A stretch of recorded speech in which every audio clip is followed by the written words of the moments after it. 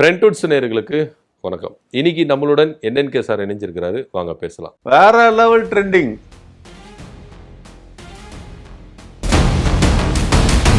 ஒண்ணு பேச மாட்டேங்கிற, பேசுனா புரோஜனம் இல்லை.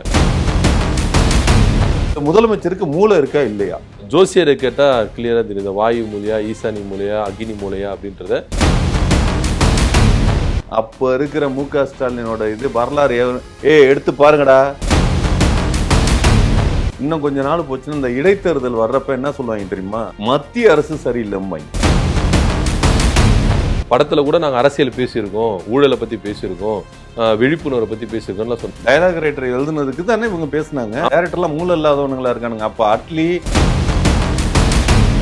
ஈழத்தமிழர்களுக்கு போராட்டம்லாம் பண்ணியிருக்கிறேன் அப்படின்னு சொன்னார். போராட்டம் பண்ண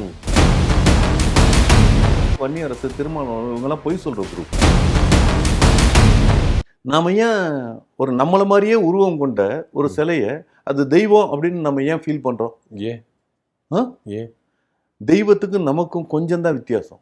என்ன வித்தியாசம்? நாம உள்ளார விட முடியும், பின்னார போக முடியும். எது காலையில எந்திரிச்சோனையும் காலை கடன் முடிக்கிறது. காலை கடன். ஆமா, போயிருமா? இது போகாம கண்ட்ரோல் பண்ணி வைக்கிறது இருக்கு தெரியுமா? அதுதான் தெய்வ நிலை. ஓ ஆமா, அந்த தெய்வ நிலை அவர் பண்ணிட்டு இருக்காரு. அவரு எதையுமே கழிக்கிறது கிடையாது. ஆமா, நீங்க சட்டசபையில பாத்தீங்கன்னா, அதாவது வெளிக்கு வராதவன் முக்கிட்டு உட்காந்துருப்பான் தெரியுமா? ஆமா, இப்படி அப்படிதான் இருக்காரு. ஆமா, இதுல இருந்து என்ன தெரியுது சார்? அவர் அப்சர்வேஷன் பண்ணிட்டு இருக்காரு சார். அப்சர்வேஷன். ஆமா, நீங்க அது ஹலோ, டாய்லெட்ல உட்காந்து முக்குறவன் உட்கார்ந்தது மாதிரி இருக்குது. அப்சர்வேஷன் பண்ணிட்டு இருக்காங்க. அப்சர்வேஷன். ஆமா சார். எந்த ஊர்ல எல்லாம் பேசுறதெல்லாம் அப்படியே கவனிச்சிருக்காரு. இப்ப நான் இருக்கேன், புரியுதுங்களா? எனக்கு வரல, வர்றது மாதிரி இருக்கும். நல்லா ஒண்ணு தெரிஞ்சுக்கங்க. வாழைப்பழம் சாப்பிட்டா கரெக்டா இருக்கும். வாழைப்பழம் சாப்பிட்டாவா? அது பச்சை வாழைப்பழம் சாப்பிட்டா உடனே வந்துடும். ஹலோ, நான் சொல்றது கடவுள் நிலைக்கு. கடவுள் எங்கேயாவது பெண்டிருக்கானா? ஓ சொல்லுங்க, கடவுள் எங்கேயாவது பிய பெண்டிருக்கானாங்கிற? இல்ல இல்ல இல்ல, அந்த கடவுள் நிலைக்கு இருக்காருன்னு நான் சொல்றேன். அவர் கடவுளாக்கப்பட்ட தருணங்கள் அது. அது முதல்ல நல்லா தெரிஞ்சுக்குங்க. ஒரு விஷயம் நல்லா தெரிஞ்சுக்குங்க. உங்களுக்கு தெரியாதவங்களுக்கு உங்களுக்கு புரிய வைக்கிறேன் நான் சார். அதுதான் சார், நீங்க புரிய வைங்க சார் எனக்கு. இப்போ எப்படி சொல்றது உங்களுக்கு? இந்த வடகொரியாவுல இப்ப இருக்காரு இல்லையா? ஆமா. யாரு? Kim Jong Un. ஏதோ ஊனு, புரியுதுங்களா? அவரோட அப்பா இருக்காருல்ல, அவர் அப்பா அங்க இருக்கிற மக்கள் நம்புனாங்க.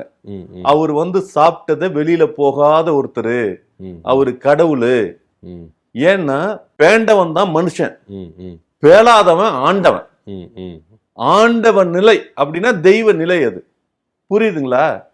அது மாதிரி விஜய் உண்மையிலேயே சொல்றேன், அதெல்லாம் அப்சர்வேஷன் பண்றாருன்னு நீங்களா கற்பனையில வாழாதீங்க. அவரு ரொம்ப நாளா அதாவது தின்னது எல்லாத்தையும் அப்படியே அடக்கி வச்சு அப்படியே தெய்வ நிலைக்கு நின்றோம். இப்படி இருக்கிறது. புரியுதா? புரியுது சார். ஆமா.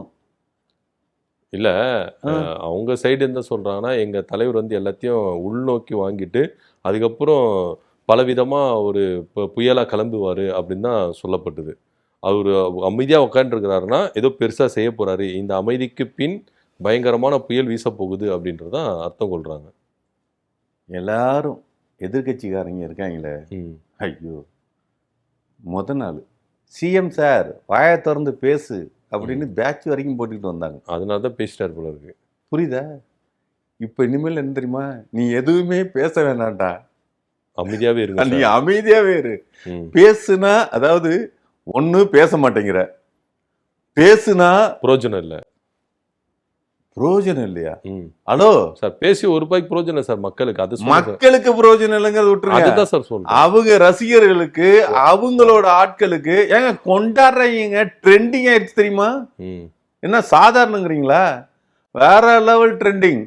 ஆமா, பிளாஸ்ட்ங்கிறாங்களே, பார்த்தது இல்லையா அன்னைக்கெல்லாம்? இல்ல சார், எனக்கு என்னவோ இவரு வாயை விட்டு மாட்டிக்கிட்டு வெளியில சிக்கி சின்னாபின்னமா இருக்கிறது தான் தோன்றுது. ஏன்னா உதயநிதி ஸ்டாலின் ஒரு போஸ்ட் போடுறாரு, அந்த போஸ்ட் அப்படியே இன்பநிதி போட்டு அந்த டங்காமாரி ஊதாரி பாட்டுல பொண்டாட்டியை வச்சுக்கிட்டு வப்பாட்டியை இது பண்ணிட்டு அது மாதிரி பாட்டு லைன் வரல, அதை போட்டு தெரிய விட்டு அதுதான் பயங்கர பிளாஸ்ட் ஆயிடுச்சு.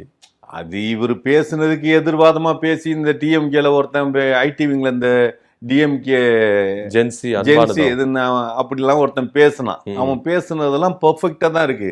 அந்த மாதிரி 1000 பேர் பேசுவான். அந்த 1000 பேரையும் பிடிச்சி உள்ளார போட்டுடலாங்கிற ஒரு கண்ட்ரோல் என்னங்க. டிஎம்கே வந்து கண்ட்ரோலை வச்சிருந்தாங்க. ஆனா ஜெயில புடிச்சு போட்டாங்களா இருந்தால இல்ல இல்ல ஒரு 41 பேர் செத்து போனப்ப ஜெயில தூக்கி வச்சிருந்தா ஒரு கேஸ் கூட போடலையா? அவதூறு வழக்கு ஒண்ணு கூட போடலையா? புரியுதா? ஏன் அது மாதிரி இவங்க இருப்பாங்களா?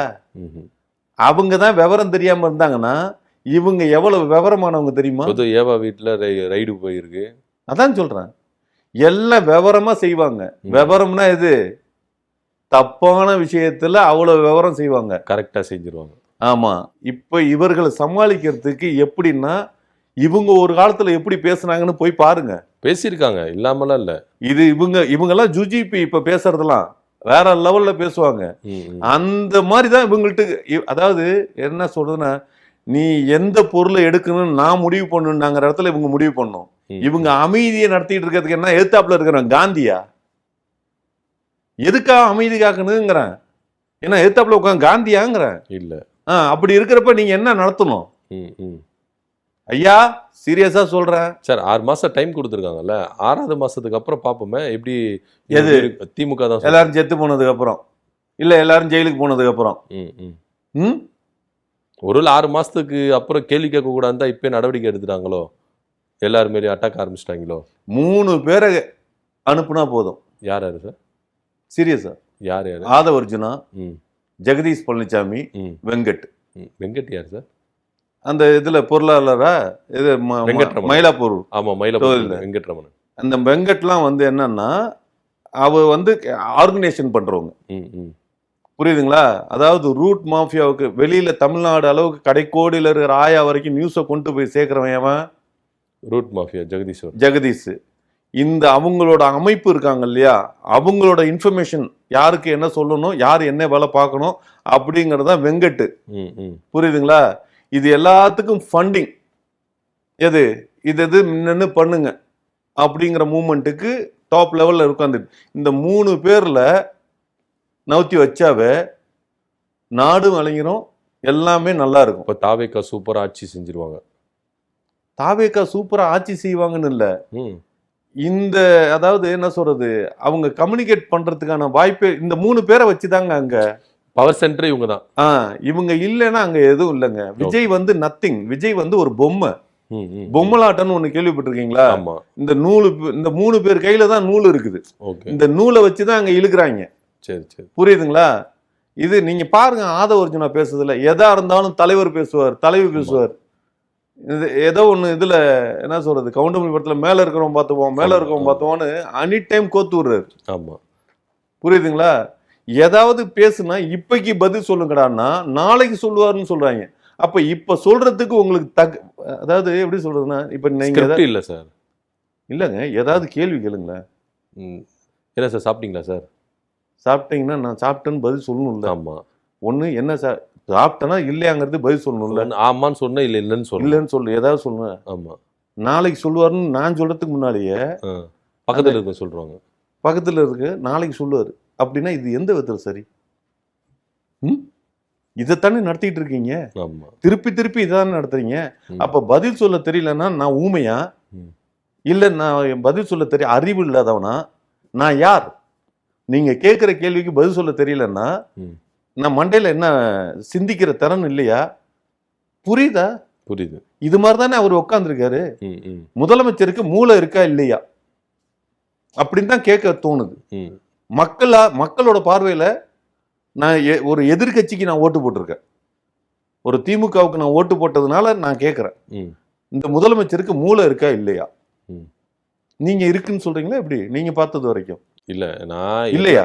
இல்ல நான் அப்படி இல்லைன்னு சொல்றீங்க சார். நீங்க என்ன கோத்து விட்டு போயிருங்க போல இருக்கு. நான் உங்களை இல்ல நான் அப்படி சொல்லல. மூளை இருக்குதா இல்லைன்னு என்ன கேக்குறீங்களே, என்ன கேட்கறத விட ஜோசியரை கேட்டா கிளியரா தெரியுது. வாயு மூலையா, ஈசானி மூலையா, அக்னி மூலையா அப்படின்றத அவர்களே கேட்டா சொல்றாருன்ற. இல்ல என்ன பார்த்தா எப்படி தெரியுது? உங்களை பார்த்தா நல்லா ஸ்மார்ட்டா இருக்கீங்க, தாடி விட்டுட்டு ஃபெக்ஸ் போட்டுட்டு ஸ்மார்ட்டா இருக்கீங்க. அதோ பத்தியார் மாதிரி தெரியுதா? நான் மூளைன்னா ஆட்டு மூளை. ஆட்டு மூளையா? மனுஷனுக்கு மூளை இருக்கா? ஆமா சார், அது ஒவ்வொரு மனிதனுக்கும் 300 கிராம் மூளை இருக்கும். அது இருக்குதான் சார் செய்யணும். அந்த மூளை அவருக்கு இருக்கா இல்லையா? அது அவரை தான் சார் கேட்கணும். அவரை தான் கேட்கணுமா? ஏன் என்ன மூளைங்கிறது சிந்திக்கிற திறன் உள்ளது. நீங்க ஒரு கேள்வி கேட்டீங்கன்னா அதுக்கு சிந்திச்சு நான் பதில் சொல்லணும். ஆமா, ஒண்ணு தெரியணும் இல்லாட்டா தெரியாதுன்னு ஏதாவது ஒண்ணு சொல்லணும். இது சொல்லாம அப்படியே முக்கிக்கிட்டு பாத்ரூம்ல வரலங்கிறது உட்கார்ந்தது மாதிரி உட்கார்ந்துட்டு இருக்கிறது இது எந்த விதத்துல நியாயம்னு கேட்டா உடனே அப்பாவை தேர்றேன்னு பேசுறீங்க. கொஞ்சமா இது பேசுறதுக்குலாம் மூளை இருக்கா? புரியுதா சார்? அது இருக்கிறதான் சார் அவருக்கு பேசுறாரு. அப்பா இருக்குதான்னு கேட்குறாரு, அப்புறம் வந்து பார்ட்டி ஃபண்டுன்னு சொல்றாரு, செய்கையெல்லாம் காமிக்கிறாரு. அது இருக்குதானே அவர் பண்றாரு. மனசாட்சி இருக்கா? இது மாதிரிலாம் உட்காந்து இது பண்றது புரியல. இது என்ன சினிமாவா இல்ல சட்டமன்றமா இல்ல நாடா முதலமைச்சரா? அதுதான் சார் எங்களுக்கும் டவுட்டா இருக்குது. சினிமா ஷூட்டிங் ஸ்பாட்டா இல்லை சட்டமன்றமா அப்படின்னு எங்களுக்கும் தெரியல. ஆடியோ லான்ச்சில் குட்டி ஸ்டோரி சொல்கிற மாதிரி சட்டமன்றத்தில் வந்து குட்டி ஸ்டோரி சொல்கிறாரு. சபாநாயகரை இதை அனுமதிக்கிறாரு. எதிர்கட்சிகளுக்கு வாய்ப்பு கொடுக்க மாட்டேங்கிறாரு. இன்னும் ஒன்றுமே நம்மளுக்கு புரியல. எதிர்த்தாப்பில் இருக்கிற இந்த குட்டி ஸ்டோரியை பார்த்துட்டு எடப்பாடி பழனிசாமி கக்கப்பக்கன்னு சிரிக்கிறாரு. அவர் எடப்பாடி பழனிசாமிங்கிறவர் எப்போவோ ஜோக்கர் ஆயிட்டாரு. அவர் இது வரைக்கும் ஆமாம் சோபா மாடல்னு யார் உதயநிதி தான் பேசிட்டு இருக்காப்புல. ஆமாம், எங்கேயாவது ஒரு இடத்துல சோபா மாடல், ஏன்னா சோபா மாடலுக்கு அவங்க கட்சியில இருக்கிறவங்க தான் இது போயிருக்காங்க, விலை போயிருக்காங்க. அதை பத்தி எங்கேயாவது அவர் பேசுறாரா?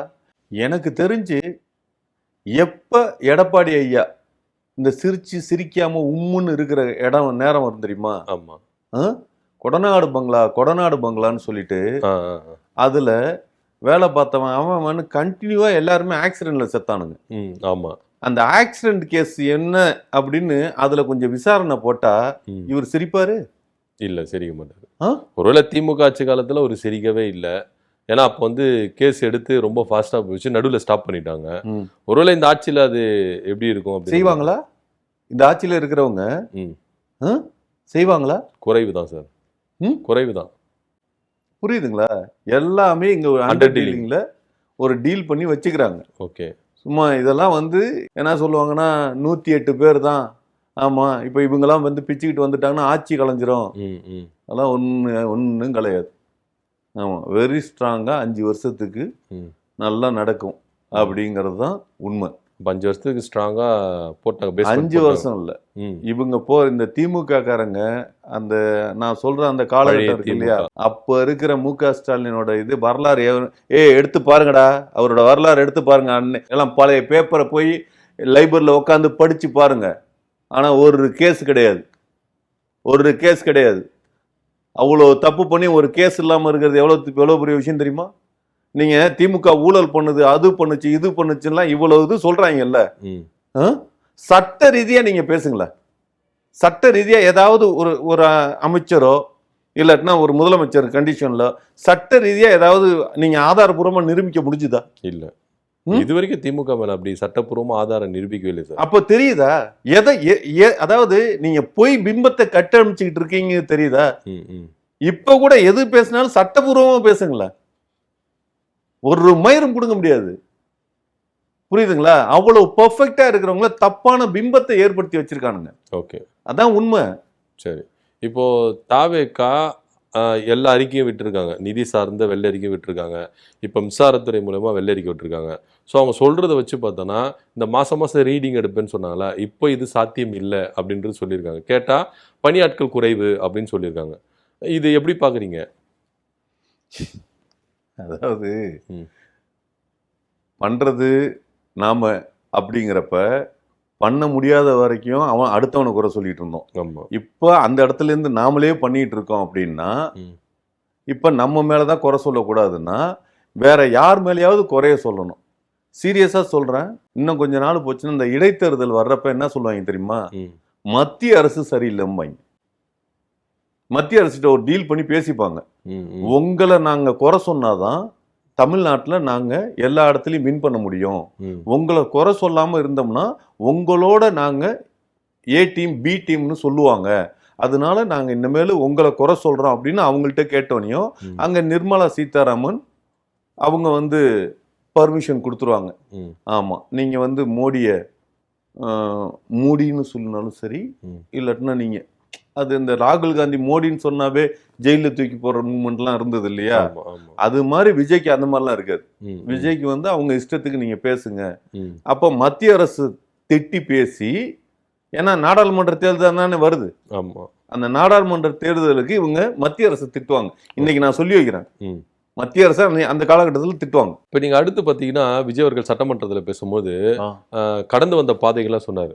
எதை கடந்து வந்தாரு? ஆக்சுவலா அவர் வந்து நான் ஆரம்பத்துல இருந்தே அரசியல்ல இருக்கேன், ஏன்னோ இப்பதான் குஷி அரசியல் படத்துல இடுப்பு பார்த்தது, இல்ல அவர் படத்தங்கள்ல வந்து அப்புறமேல அதுக்கப்புறம் இது சோப்பு போட்டது. இல்ல அவர் கடந்து வந்ததுன்னா இப்படித்தானே இல்ல கடந்து அவர் வந்தாரு. சொல்லியிருக்காரு படத்துல கூட நாங்க அரசியல் பேசியிருக்கோம், ஊழலை பத்தி பேசியிருக்கோம், விழிப்புணர்வை பத்தி பேசியிருக்கோம்லாம் சொன்னாரு. நீங்க அப்ப அதுல அதோட கிரெடிட்ஸ்லாம் வந்து டைரக்டர் பேசின டயலாக் தானே. ஆமா அவங்க எது டைரக்டர் சொன்ன கதைக்கு ஆமா டயலாக் ரைட்டர் எழுதுனதுக்கு தானே இவங்க பேசினாங்க. ஆமா அது ஆக்சுவலா அவர் நான் பண்ணேன் அப்படின்ற மாதிரி பேசிட்டு இருக்கிறாரு சட்டமன்றத்துல. இது இது அவனுங்கெல்லாம் பண்ணல, அந்த டைரக்டர்லாம் மூளை இல்லாதவனுங்களா இருக்கானுங்க. அப்ப அட்லி அவன்லாம் மூளை இல்லைங்கிறது மாதிரி ப்ரூவ் ஆகுது. சார் அட்லி கூட பல படங்கள்ல சீன்ஸ் எல்லாம் வெட்டி தானே சார் ஒரு அப்ப படமா அந்த கொடுக்குறாரு. ஜெகன் புதிய கீதை படம் எடுத்தானே அவன்லாம் வந்து வேஸ்ட். அவரு சொல்றத வச்சு பார்த்தா அப்படிதான் சார் தெரியுது. அப்ப ஏன்னா இவர் அவர்தான் பேசுன பேசினாரு அரசியல், அவர் தான் பேசியிருக்காரு. அவர்தான் அப்ப பேசியிருக்காரு. இந்த லோகேஷ் கனகராஜ் 2 படமா இன்னும் எடுத்தான்ல, அவன்லாம் வேஸ்ட் இல்ல. அப்ப தெரியலையே அவன் சொல்லியெல்லாம் இவர் பண்ணல, இவரா பண்ணாரு. தெரியலையே ஸோ அவங்களுக்குலாம் டைரக்ஷன் தெரியல. ஸ்கிரிப்ட் ஆட்கள் இவன் தான் இவன் நெல்சனுக்கு டைரக்ஷன் தெரியலங்கிற கணக்குல சிம்பு சொன்ன கணக்குக்கு இப்ப இவரும் சொல்லியிருக்காரோ? அப்படித்தானோ? அப்படிதான் எடுத்துக்க முடியுது. ஏன்னா அவர் சொல்றத பார்த்தா அப்படிதான் இருக்கு. நான் படத்துல எல்லாம் வந்து அரசியலை பேசியிருக்கேன், விழிப்புணர்வு கொடுத்துருக்கேன், ஊழலை பத்தி எடுத்து பேசியிருக்கேன், பொதுமக்களுக்கான குறைகளை பத்தி, பெண்கள் பாதுகாப்பை பத்தி எல்லாம் பேசியிருக்கேன் அப்படின்னு அவர் சொல்லியிருக்கிறாரு சட்டமன்றத்துல. இது ஒரு புறம் இருந்தாலும் ஈழத்தமிழர்களுக்காக போராட்டம்லாம் பண்ணியிருக்கிறேன் அப்படின்னு சொன்னாரு. போராட்டம் பண்ண எங்க சார் அவர் தான் சார் சொன்னார், ஈழத்தமிழர்களுக்காக போராட்டம் பண்ணியிருக்கிறேன், உண்ணாவிரதம் இருந்திருக்கேன் அப்படின்னு. இல்லைங்க, எனக்கு என்ன காது கேட்காதவன்னு நினச்சிங்களா இல்லை கண்ணு தெரியாதுன்னு நினச்சிங்களா? சார் சட்டமன்றத்தில் பேசுன பதிவு சார் அது. என்னங்க கொஞ்சமாவது இது என்ன மக்கள்லாம் உட்காந்துருக்கவன்லாம் எல்லாம் பொட்டக்கண்ணனா இருக்கான், ஒன்றும் தெரியாதவன், மூளை இல்லாதவனுங்க அப்படிங்கிற கண்டக்கில் பேசுறதா புரியல எனக்கு. இவர் 500 ரூபா கொடுத்தவர் தெரியுமா? அது தெரியும் சார். அவர் தான் இவரோட போராட்டம். அப்புறமேல் போராட்டங்கிற கூட்டத்துக்கு போய் இந்த படத்துல 4 குத்து சாங் வச்சிருக்கேன்னு பேசிட்டு வந்தவர் அந்த மீனவர்கள் போராட்டத்துல. இவ்வளவுதான். இது எங்க போராட்டம் பண்ணவங்க ஒருத்தவங்க அங்க போய் இவர் என்ன பண்ணாரு? 4 பாட்டு, குத்து பாட்டு, நல்ல பாட்டு வச்சிருக்கேன், என்ஜாய் பண்ணுங்க. ஆமா இதானா? இதுதான் இவர் போராட்டம். ஆனா ஒரு விஷயம், இன்னைக்கு இந்த கட்சி ஜெயிச்சதுக்கும் அந்த ஈழத் தமிழர்கள் இருக்காங்களே வெளிநாட்டில் உட்காந்துக்கிட்டு எங்க நொன்ன அப்படின்னு இந்த நொன்னனுக்கு கொடி பிடிச்சதுனால தான் இன்னைக்கு வெளிநாட்டு மத்தியிலெல்லாம் இவ்வளோ இது இருக்கான்னு சொல்லி இந்த ஓட்டு வந்ததுக்கு காரணமும் அவங்க தான். அவங்க ஒன்றும் சும்மா ஏன் அழிஞ்சாங்கன்னு தெரியுதா?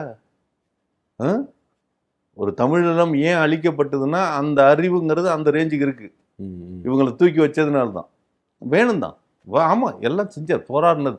அந்த போராட்டத்தினால தானே உலகத் தமிழர்கள்லாம் வெளிநாட்டில் ஈழத்தில் இருந்து மாறி போய் வெளியில் இருக்கானுங்களே, அவனுங்க எல்லாம் சப்போர்ட். அதெல்லாம் உண்மைதாங்க. அந்த போராட்ட குணம் எங்க பா இல்லை, அது அவங்க ஆட்சியில் பங்கு பெற்றிருக்கிற வன்னியரசே பேசின வீடியோ ஒன்று பழசு வைரலாக இருக்கு. ராஜபக்ஷ எதிர்த்து கையெழுத்து போடுறதுக்கு விஜய் கிட்ட போயிட்டு ஷூட்டிங் ஸ்பாட்டில் போய் கேட்கும்போது எனக்கு விருப்பம் இல்லை அப்படின்னு சொல்லி அனுப்பியிருக்கிறாரு. அதான் விருப்பம் இல்லைங்கிறதெல்லாம் வந்து அவர் வன்னியரசு பொய் சொல்றாருங்க. ஓ அப்படியே? வன்னியரசு வந்து வன்னியரசோட நீங்கள் வந்து வன்னியரசு திருமணம் இவங்கெல்லாம் பொய் சொல்கிற குரூப். ஆமா, அதெல்லாம் நீங்க நம்பக்கூடாது, அதெல்லாம் பொய். அப்ப திருமாவளவன் இப்போ சொல்லியிருக்காரு சார், இந்த 755 கோடி ஒதுக்கியிருக்காங்க பிறந்த குழந்தைங்களுக்கு மோதிரம் போடுற இதுவும் சொல்லியிருந்தார்ல, தேர்தல் வாக்குறுதியில் சொல்லியிருந்தார். இல்லையே, மோதிரம் தான் குழந்தைங்களுக்கு எல்லாம் போட்டாங்களே. ஏதோ ஒரு எம்எல்ஏ வந்து 10 மோதிரம் டப்பா வச்சு அந்த மோதிரத்தை ஓப்பன் பண்ணி ஒரு பர்த்டேக்கு, அது தனிப்பட்ட விதத்துல கட்சி சார்பா செஞ்சது. அப்ப கட்சி மோதிரம் போடலையா? நான் என்ன நினைச்சேன்னா 10 மோதிரத்தை போட்டு கணக்கு காட்டி மோதிரம் போடுற விழா முடிஞ்சிருச்சு. அப்படியெல்லாம் தாவேக்கா வந்து அப்படி சீட்டிங் எல்லாம் பண்ண மாட்டாங்க. அப்படி டீச்சிங் அதெல்லாம் பண்ண மாட்டாங்க. அதாவது இந்த 10 கூட கொடுக்காம இருப்பாங்க. அது கூட அவங்க கொடுத்துதான் இருக்காது, வேற யாருன்னா வாங்கி கொடுத்துட்டு இவங்க போடுறன்ற பேர்ல போட்டிருப்பாங்க. அப்படிதான் இருக்கும். ஆனா அது வந்து அவருடைய பர்த்டேக்கு வந்து பிறந்த நாள் இல்லையா, அது செலிப்ரேஷன் பண்றதுக்காக போட்டிருக்காங்க. ஒண்ணு. இன்னொன்னு, இது இந்த குழந்தைகளுக்கெல்லாம் தேர்தல் வாக்குறுதி கொடுத்தாரு. அதாவது குழந்தை பிறக்கிற குழந்தை எல்லாத்துக்குமே மோந்திரம் போடுறேன் அப்படின்னு சொன்னார்ல, அது வந்து 755 கோடி ஒதுக்கி இருக்கிறாங்க. இதுக்கு திருமாவளவன் ஒரு கருத்து சொல்லியிருக்காரு. இந்த 755 கோடியை கவர்மெண்ட் ஹாஸ்பிட்டலுக்கு நீங்க ஃபெசிலிட்டிக்கு வந்து யூஸ் பண்ணிருக்கலாம், தனியார் ஹாஸ்பிட்டலுக்கு ஈக்குவலா கவர்மெண்ட் ஹாஸ்பிட்டலை கொண்டு வந்திருக்கலாம் அப்படின்னு சொல்றாரு. இது வந்து ஐயா திருமாவளவனோட மிக மோசமான செயல். மோசமான செயலா சார்? Super idea sir. இது மோசமான செயல். இது சூப்பர் ஐடியாங்கிறீங்க? ஆமா. ஒருத்தன் நாடு நாட்டு மக்களும் நல்லா இருக்கணுங்கிற யோசிக்கிறவன் தான் இந்த செயல் செய்வான். எது? இந்த மாதிரி மக்களுக்கு 750 கோடி ஹாஸ்பிட்டல்ல போடணும் அப்படின்னு. புரியுதுங்களா? நாடு நாட்டு மக்களும் நல்லா இருக்கணும், இப்படி ஒரு ஆளு முதலமைச்சர் ஆயிருந்தா இது சரி அப்படிங்கிறது மாதிரி நம்மளாம் யோசிக்கலாம். புரியுதுங்களா? ஆனா இது சரியில்லை. ஏன்? ஒரு காலத்தில் இவங்க முதலமைச்சர் ஆக மாட்டாங்க இந்த மாதிரிலாம் எண்ணம் இருந்ததுன்னா. ஓ ஆமா ஆமா, கரெக்ட். புரியுதுங்களா? புரியுது. மக்களுக்கு வந்து பிறக்கிற குழந்தைக்கு மோதிரம் போடுவோம் அப்படின்னா கொஞ்சமாவது ஒரு மக்களாவது ஏதாவது, டே அது 1/2 மில்லி கூட இல்லடா, 1/4 மில்லி கூட இல்லடா, அது தகரத்துலயும் இன்னும் சின்னதுடா, பிறக்க போற குழந்தைங்கிறது பிறந்து வந்தோடனே அந்த குழந்தையோட கை வரல பார்த்துருக்கீங்களா? பார்த்துருக்கு. தம்மா துண்டு தான் இருக்கும். தம்மா துண்டா? அந்த தம்மா துண்டுக்கு என்னத்தை நீங்க தங்கத்துல இழைச்சு அப்படியே நொட்டிடுவீங்களா? அதான் சொல்றான்னா அதுக்கு ஆஹா தாய் மாமன் மோதிரம் போகுது அப்படின்னு இந்த மக்களை வந்து மேனிப்புலேட் பண்ணி ஏமாத்த தெரிகிற வித்தை தெரிஞ்சவங்க தான் முதலமைச்சராக இருக்க முடியும். அதை சரியா செஞ்சுட்டு இருக்காங்க. இப்போ திருமாவளவன் இந்த ஐடியா கொடுத்தவரெல்லாம் முதலமைச்சராக இருக்க முடியாது. திருமாவளவன் மூளையெல்லாம் வேலைக்கு ஆகாதுங்க. திருமாவளவனுக்கு அவர் மூளையே இல்லைங்கிறதுனால தான் ஒரு விஷயம், அவருக்கு இல்லைங்கிறதா கல்யாணமே ஆகலை. புரியுதுங்களா? புரியுது. அவர் தனிக்கட்டையா இருக்கிறதுனால தான் நாட்டு மக்களையும் பத்தி யோசிக்கிறாரு. ஆமா, இதே கூட ஒரு பொண்டாட்டி புள்ளன்னு வாழ்ந்திருந்தா அவர் எப்படி வாழ்ந்திருப்பார்? இப்ப பாண்டேலாம் வாழல. பாண்டேலாம் கொடி பிடிக்கிறதெல்லாம் பாத்தீங்களா? பார்த்து அதாவது இந்த தமிழ்நாட்டுல விஜய் பண்ற ஒவ்வொன்றும் சூப்பர்னு சொல்லிட்டு இருக்கிற ஒரு கட்சியில ஒரு ஆள் சொல்லிட்டு இருக்காரு அப்படின்னா பாண்டே தான் நான் பாக்குறேன். எது செஞ்சாலும் விஜய் சூப்பர் சூப்பர் சூப்பர்னு. யோ, இந்த ஊர்ல தான் ஏன் நீங்களும் இருக்கீங்க? உன் பிள்ளைலாம் இங்கே தான் இருக்குது. சீரியஸா வரப்போற வேணாம், வாயில வருது. சரிங்க சார். செத்துருவாங்க, எல்லாரும் செத்துருவாங்க. எல்லாம் அதாவது எல்லாம் எப்படி ஆகும்னா, ஒரு குரூப்பெல்லாம் கஷ்டப்படுற குரூப்பெல்லாம் கஷ்டப்படாமல் இருக்கிறத நினச்சிக்கிட்டு இருக்காங்க. ஒரு நேரத்தில் சோத்துக்கு இல்லாமல் திண்டாடுற ஒரு இடம் வரும். அப்போ அங்கேருந்து அவன் பார்க்குறப்ப இங்கே எல்லாம் ஒரு சைடு பணக்காரனாக இருப்பான், அடித்து இடித்து வச்சு, ஒரு சைடு ஏழையாக இருப்பான். ரோட்டில் இப்போ நார்த் இந்தியாவிலலாம் கார் போயிட்டு இருக்கிறப்ப கல் எடுத்து அடிப்பானுங்க. எதுக்கு அவன் அடிக்கிறான்? அவனுக்கு ஏன் வெறி? நம்ம சோறு தண்ணி இல்லாமல் இருக்காம இவன் காரில் போகிறானேன்னு அவன் கல் எடுத்து அடிக்கிறான். அது மாதிரி இங்கெல்லாம் நடக்கணுமா? ஊருக்கு ஊர் அப்படி நடக்கணுமா? நினைக்கிறீங்களா? அந்த காலம் ரொம்ப தூரத்தில் இல்லை, வரும். சீரியஸா. சரிங்க சார். இதெல்லாம் பாண்டே ஐயா தெரிஞ்சுக்கிட்டா நல்லா இருக்கும். சரி, நீங்கள் சொல்கிற மாதிரி அந்த காலங்கள் வருமா வராதா அப்படின்னு பொறுத்து பார்க்கலாம். ரொம்ப நன்றி சார். வராதுங்கிறது மாதிரியே பேசுகிறீங்க. இல்லை சார், நீங்கள் சொல்கிறத வச்சு பார்த்தா நான் சொல்கிறேன் சார். நாடும் நாட்டு மக்களும் நாசமாய் போகட்டும் அப்படின்னு நான் சொல்ல, இது ஒரு படத்தில் இருக்கிற டைலாக். ஓகே சார், நன்றி வணக்கம். நன்றி வணக்கம்.